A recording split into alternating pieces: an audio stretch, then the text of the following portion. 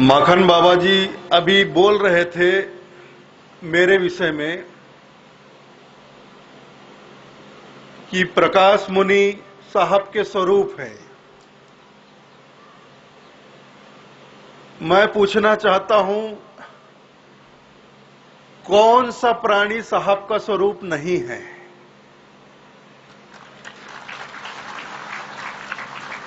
किस घट में साहब विराजमान नहीं है?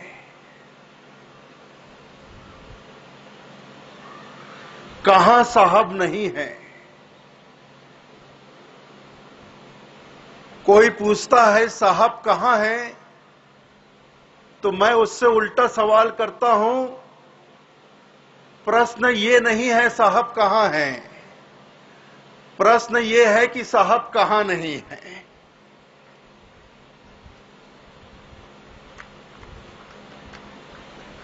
और इसका एक ही उत्तर है, जहां मैं है वहां साहब नहीं है।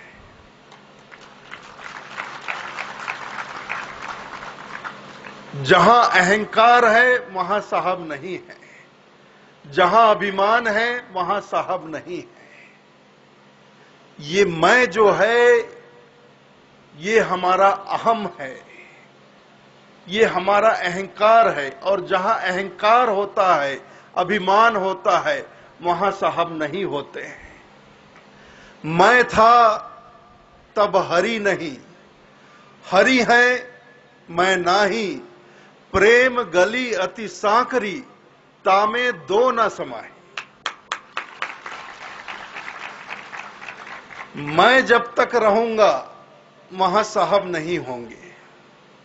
मैं था तब हरि नहीं। जब तक मैं था, जब तक मैंने मैं को, अपने अहम को, अपने अहंकार को कायम रखा, तब तक वहां साहब नहीं हो सकते, परमात्मा नहीं हो सकते। मैं था तब हरि नहीं, हरि है मैं नाही। हरि होंगे तभी होंगे जब मैं अपने आप को मिटाऊंगा। मैं को मिटाऊंगा, मैं को नष्ट करूंगा, मैं को साहब के चरणों में समर्पित करूंगा, तब वहां साहब होंगे। नहीं तो वहां सिर्फ अहंकार होगा, मात्र अहंकार होगा, वहां साहब नहीं होंगे।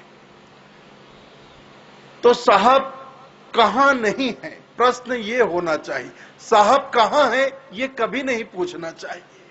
हमारे सदगुरु कहते हैं, साहब तेरी साहबी सब घट रहा समाए, ज्यों मेहंदी के पात में लाली लखी न जाए। मेहंदी के पत्ते को देखकर उसके अंदर बसी हुई लाली नजर नहीं आती है।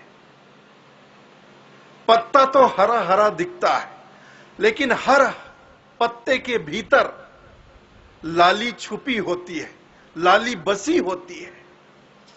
जैसे ही मेहंदी के पात को, मेहंदी के पत्ते को पत्थर पर रगड़ दिया जाता है और हथेली पर सजा दिया जाता है, उसकी लाली हथेली पर उभर आती है, निखर आती है।